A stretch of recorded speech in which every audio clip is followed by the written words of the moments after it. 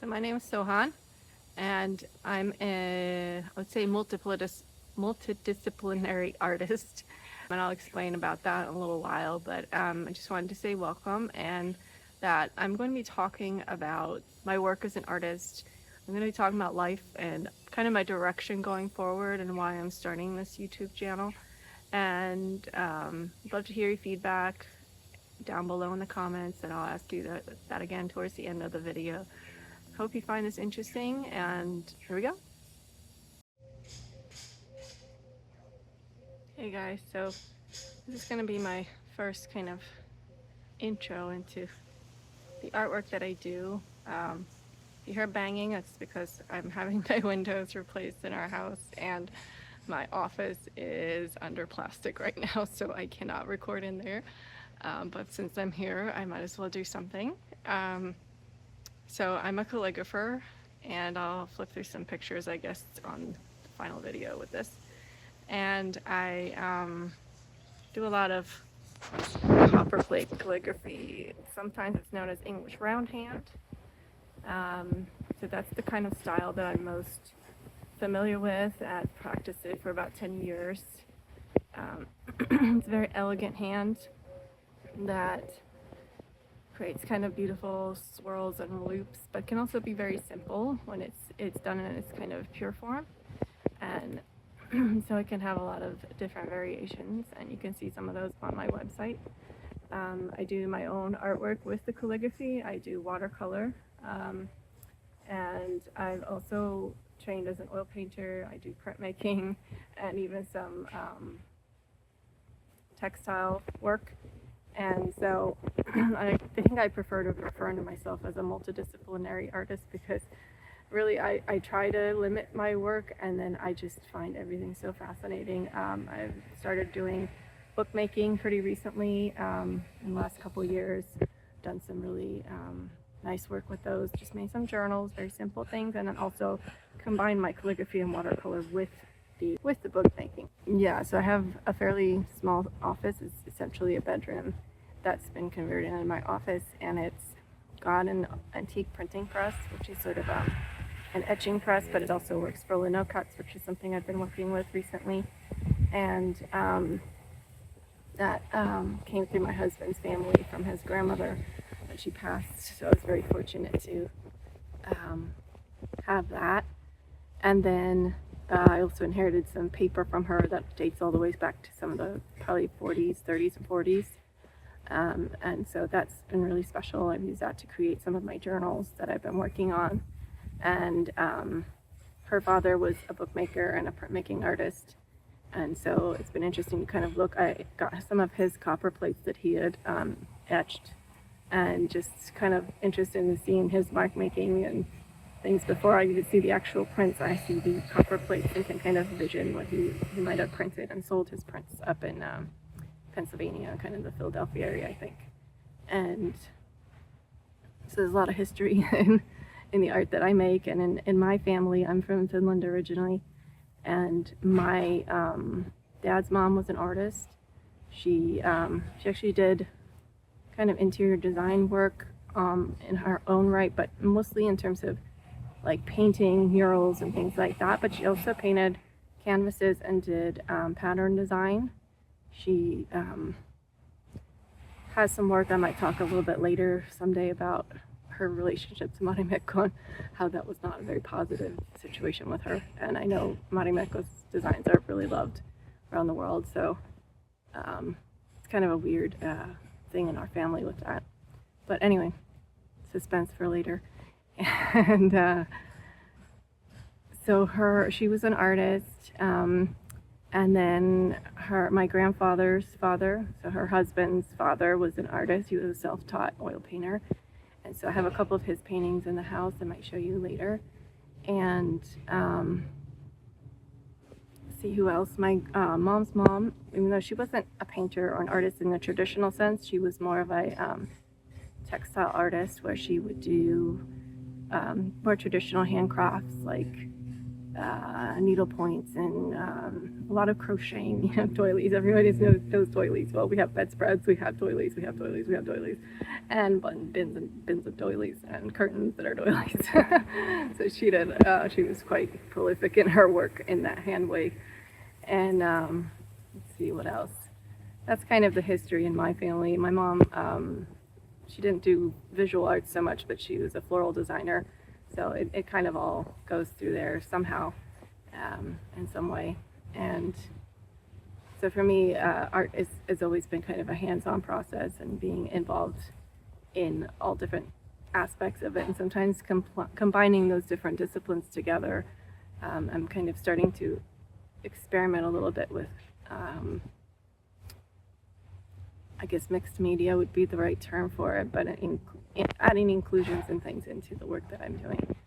A lot of exploration in the arts. So I'm looking forward to the open studios that are coming up in the next few months, and I'm trying to get my office slash studio ready for that, because of all the archived work that I have. I really haven't shown my work very much in the last 10 years or so, just because I've been very busy with other things, mainly having kids and being married, and so it's been a lot of different facets, as well as I was teaching yoga for a while. So as you can say, multidisciplinary. It's like I've tried a lot of different things, and I'm working on bringing those together. Some of my biggest challenges in art has been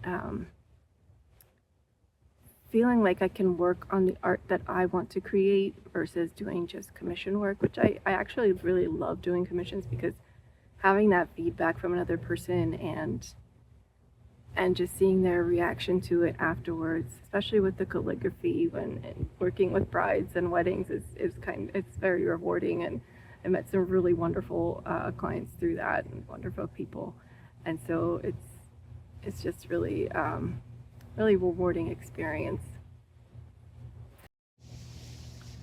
So now I'm challenged with wanting to do more painting again, and I put my oil paints away for at least the last 10 years because of my kids. They're very active, and I just can't handle the thought of oil paints being wet in the house while they're running around. I know some artists like work with their kids, like painting next to them, and that works for some amount of time with my kids. Maybe I can build that into something as it goes and they get a little bit older. But I know with the way they've been, I've had to be very active in supervising the painting, because otherwise it ends up being body paint. And so it has to be very thought out in order to happen. So when I do my art, I do it usually when my kids are doing something else in a class, or in whatever they're doing on weekends with their daddy and my husband. And so that's kind of where my art making time is. And I do have help with my kids, but I'm a homeschool mom, so I have a lot of curriculum related things and other activities that are education related with the kids, and so that takes a good chunk of my time, which a lot of it is involved in arts, because that's what I know best. And so, we do a lot of different kinds of painting and creative things, just to learn and just to express ourselves, because that helps a lot in just the day-to-day activities. And so what else would I say? Let me think about.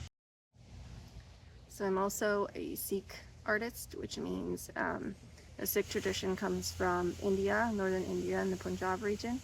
And the Sikh scriptures are in a language called Gurbani, or Gurmukhi, which means from the mouth of the Guru. And the Punjabi script is very similar to the Gurmukhi script. It's essentially the same. However, there's been some modifications over the years into the modern day Punjabi. And writing from the holy text is very peaceful to me. I enjoy writing that way. It takes a lot of patience and focus and kind of slowing down to do it. if your ego is involved, it doesn't go so smoothly. And so kind of sometimes it's about letting go.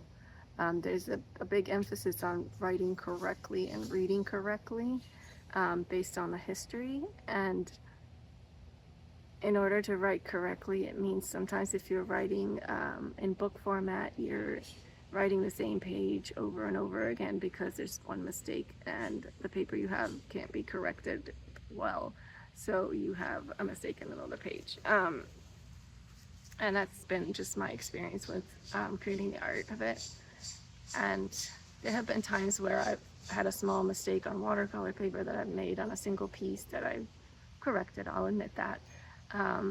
Because otherwise I would be rewriting the entire piece and wasting paper, which I feel like in some ways waste is not a seek value. I feel like sharing and gifting and donating is a seek value, and I feel like in order to do that, having conservation in terms of the materials you use and being wise with what you're using makes sense. And so for me, that's been a path that I've kind of danced on both sides of, where I've thrown away several sheets because I'm writing in a book as a commission for a client and I can't fix the paper once I've made a small mistake. And so I've had to write 4 pages over again. And then sometimes I've made a small mistake on a larger sheet that I've just gently corrected.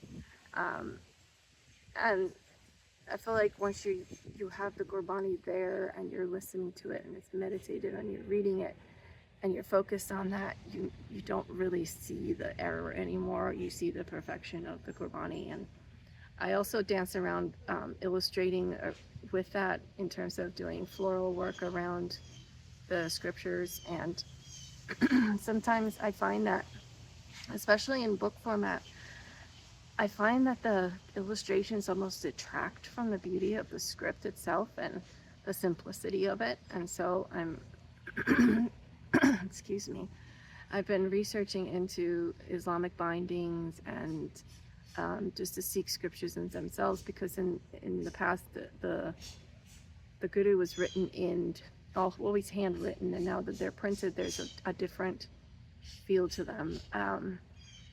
And the handwritten versions can be simple and beautiful in themselves because the emphasis is on the actual meditation rather than the sort of distracting illustration that's around the borders.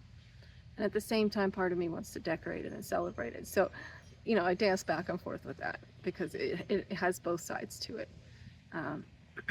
So there's a lot to that. But I also enjoy doing watercolors outside of that. Just, I've done some pet portraits. I've done watercolor, what would I call them? Just pieces, artwork, a lot of florals. And the other area that I use watercolors in is in my pattern designs.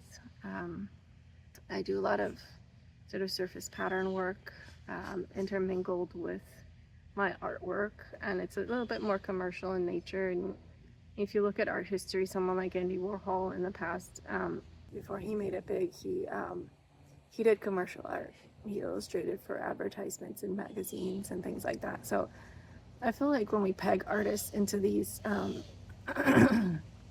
pigeonholes of, someone's a master artist or master this or master that, I find that very few people are sort of faceted in that single way where it's just one thing that they do. And while I feel like in commercial it totally makes sense to have a niche and a unique style, I also feel like, as somebody who has many different experiences and many different parts to my life, excuse me for my throat, I don't know what's going on with it right now.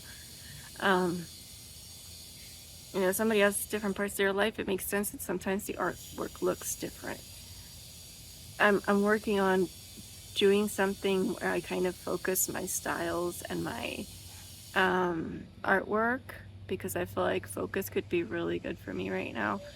I have so many things going on with the homeschooling and the kids and my husband, my marriage, relationships, relationships with family and all that, things that everybody has in their life that, having something that's kind of simple and consistent is nice. I have a lot of artwork and a lot of different stations in my studio that I will show you. And because of those stations and because of those different projects, sometimes it's hard for me to finish one project that I'm working on without starting another one. Say I get a custom commission in the middle of something, or I'm doing envelopes for a client, and I have to put away the project that I was working on for myself and do this time sensitive, because weddings often are, project. And when I say have to, I choose to. Then it kind of creates sometimes a chaos in my office, because I have a table full of bookmaking supplies and half-bound books in a stack next to some cloth that I was going to turn into book cloth to cover those notebooks with, or journals with. And then I also have piles of envelopes next to place cards and calligraphy supplies on my desk. And I've actually, started to add a couple of tools that I use, like paper cutters, and I have the press, and I actually have a sewing station as well in my office, in addition to where I store my supplies. And because of all of that, I've bought a 6-foot folding table just to have workspace while I'm doing any one of those projects. And then, with my kids, if my time runs out and I don't have time to clean up that space, then it gets left there as it is, with maybe washing out the brushes or whatever I'm using to make sure that nothing gets dried out and crusty. But it still creates sort of chaotic environment at times, for a better lack of better term.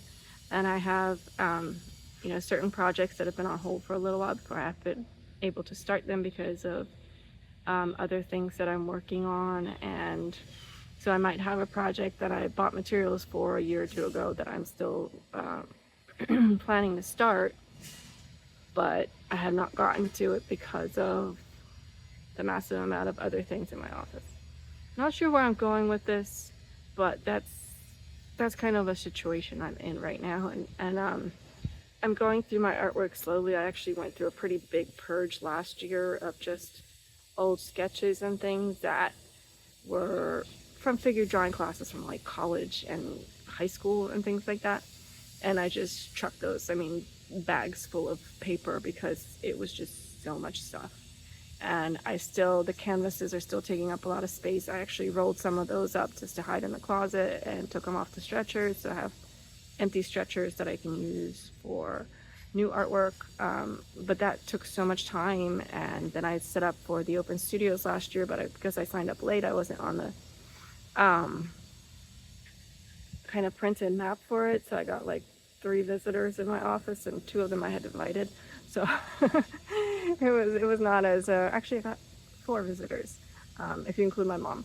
And it was good experience. I did sell artwork, and it was nice. But this year I signed up early. I'm on the map, and I want to show off the work that I do have, just for what it's worth, as sort of opportunity. People snatch up things kind of quickly, and just be part of the community a little bit more, because I feel like, as much as I like the internet and do spend time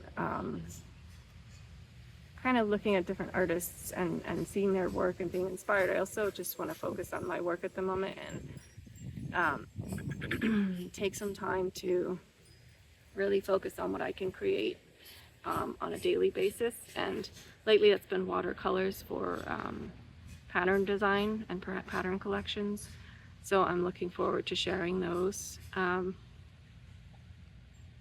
that's kind of where we're at. I feel like I've been wanting to talk about my work and kind of share what I have going on for a while. And as much as I love hanging out with my kids, I can't really share that side of the kind of adult side of myself with them as much. I don't know if that's the right word. Maybe the professional side of what I'm thinking about and processing.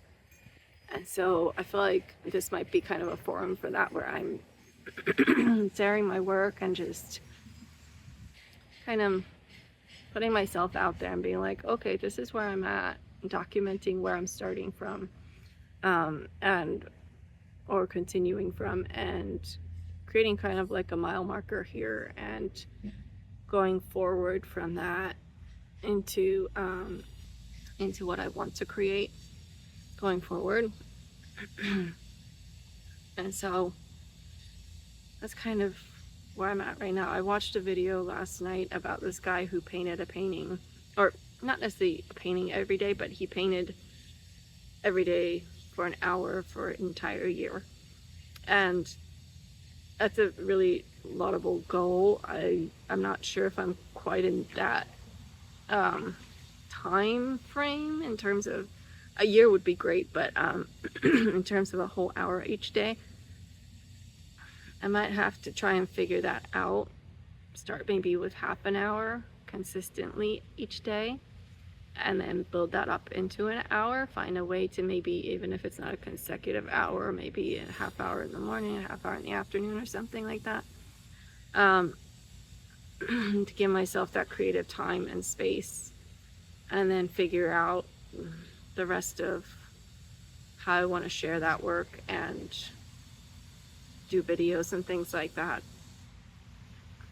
outside of that time. Because I feel like consistency has been what my work has lacked. I've always been waiting for inspiration to strike, and I feel like I'm starting to understand pattern design especially better now. I've done some courses, and I feel Victoria Johnson has some really wonderful ideas for you to think through if you have basic design skills, and just to take your skills and push the envelope a little bit to get yourself more organized and more professional. So I've found her courses to be really invaluable this year, and I'm really enjoying that. But I'm also kind of missing the sort of fine arts side of it, where I'm creating something that's just beautiful. But there's another thing that I run into sometimes with the concept of beauty, because I get a lot from people that, especially when I was in college, I would create work, and even in high school, I would create something that in some way, excuse me, there's a fly on my phone, something that in some way was kind of grotesque or unpleasant. And I would be pretty much told that I wouldn't want to do that, or it wouldn't be a good idea for me to do that. And I always found myself kind of wondering why people were shutting that down. Did it make them that uncomfortable that the artwork that I made wasn't pleasant and beautiful? I mean, I like beautiful things, don't get me wrong. I love making beautiful flowers, and I have a tendency towards like kind of realism in my artwork. It's just kind of where I feel comfortable. I've done some work that is abstract, but it feels kind of contrived to me. I feel like it feels like an exercise that's not really saying much. I mean, I feel like Jackson Pollock and maybe some of those other guys in that period had a reason for making flat artwork and making it abstract, and I'm sure people still do have a reason for it. I don't necessarily want to imitate nature. I do a lot of photography of floral, natural type of things, and I use those as basis sometimes for my artwork, finding how I can incorporate them together to create a composition that I want to create. And yeah, that's another, I talk about multidisciplinary. I do photography, and I actually do some of it on like stock photos and stuff like that. You guys are gonna like blow your head off when I keep telling you how many things I do, but that it leaves me feeling a little bit scattered. Pardon me, airplane. And I don't know if scattered is the right word for it. I think now you're gonna hear some drills too. Part of what happens is that I'll work on something, a style or a material for a while, because I have the materials out, and I will work on that discipline for a while and create something for a while because that's what I have available. And because like I said, I sometimes leave things out because I don't have time to clean them up right away. Um, that creates a sort of flow to the work where sometimes I'll work on watercolors because they can be short term. They can also be long term. Sometimes I work for a week on a piece or a month sometimes. The pet portraits especially take a little bit longer because I do kind of work on that photo realistic basis with them. I had a cough like a month ago and I don't know why, but this keeps happening randomly. Only when I try to talk and like be around people. Now the fly's on the phone screen, like on my face. So I feel like there's just different levels of artwork and commentary and sort of psychological things that I'm processing at the same time. And I feel like having a little bit more of a framework for it, for simplifying the process and creating something consistent, especially with painting, is kind of where I'm wanting to try to focus on. And I don't mind taking a break to do calligraphy because I do like that, and I enjoy incorporating it into some of my surface design work.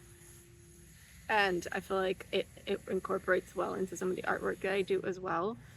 And so I'm finding ways to incorporate all of this together, incorporate my spiritual side of it. You know, I have a meditation and yoga practice, and all of that is part of it, and trying to kind of, I think, make sense of some of that through my artwork.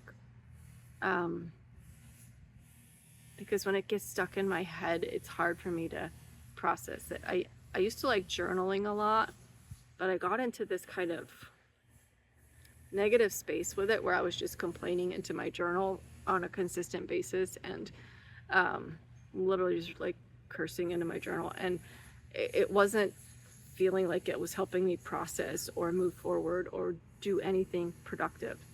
And so I actually started gratitude journaling instead, which has helped me kind of shift my focus a little bit and create a little more positivity and focus for myself, which is really nice.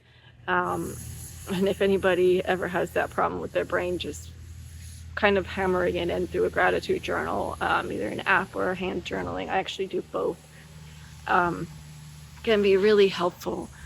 And I love that. But one of the things that happens when I'm writing is that I tend to like edit to stay focused on the positive, and I don't get to process some of the frustration with it. And in some ways it's really helpful to do that because it's helping me to keep my brain focused on the positive, especially like I'm trying to stay away from the news cycles and things like that, which can definitely send your brain into a tailspin. And so the gratitude journaling has a really good focus on really being aware of what is good around you, even if it's just one thing and you're having a terrible day. Because I feel like sometimes writing about the negative helps to process things, but sometimes it can like just help you wallow in things, and that's where I've been trying to figure it out. I've tried sometimes keeping like a sketchbook journal, but that, I don't know what it is. If I write, I write. If I draw, I draw. Like they're two very separate entities, or have been in the past. And I've seen some artists really interestingly like bring that challenging side of what's happening to them into, wow, there are a lot of flies out here today. And it reminds me of being in India. But bringing even quotes from their journals from struggling with mental health into their artwork and creating a really positive message through that, and uplifting people through that visible sharing of their struggle. And I have a hard time with that because I'm a very private person. So when I do artwork about something that's personal and emotional, it opens up a pretty big can of worms sometimes, in terms of processing that and having to discuss it with other people, which is something that is kind of hard for me to do. So I feel comfortable working with spiritual artwork because I feel like that is creating a sort of healing and uplifting space rather than kind of opening wounds that, I don't know, are gonna make you fall apart in public, I guess. You know, talking about my experience. So why am I starting to do these videos? Partly because I want to be candid about where I am with my art. I feel like in many ways I'm wanting to mask the mess, and because I've done graphic and web design as well, and I do my own websites, you know, I can create a facade for especially my calligraphy business, which I love, and where I work with on a very happy subject and very happy projects, then I feel like I have a level of professionalism that I need to maintain, and I think that's important to do. I also have a need to be real and authentic, and sometimes I feel like I'm not sure how to do that, and I just sort of kind of nod my head and say yes and no as the extent of a conversation, and that's fine. Obviously my clients are there to have work done for them, and it's a certain client relationship, but I feel like on the artist level I have other things that I'd like to do that are a little more personal maybe, or a little bit more authentic and open about what feelings I have and what experiences I can share with the world, if that makes sense. So maybe this is my way of like holding myself accountable and being authentic rather than masking some of the challenging sides of things. That makes sense. So as you guys can tell, I'm not using a tripod. It's not on purpose. I had planned on getting it out, but my tripod got taped under plastic before the guys started doing the windows, and I never got it out. So this is a little wobbly, but I think as a conclusion, you know, stick around. I will plan to do more videos about my process and the artwork I'm creating and the kind of journey I'm going through right now, as well as just maybe reflections on the art that I create and life apparently also. So I'll see you here again. I'll do my best to do it in a couple weeks again so that I get consistent with this like I do with the artwork. All right, so we'll check in a couple weeks. Oh, and just one of those last things is remember to like and subscribe, you know, so you could come back in 2 weeks when I do pop up again. And I'll show you maybe some of my artwork at that point.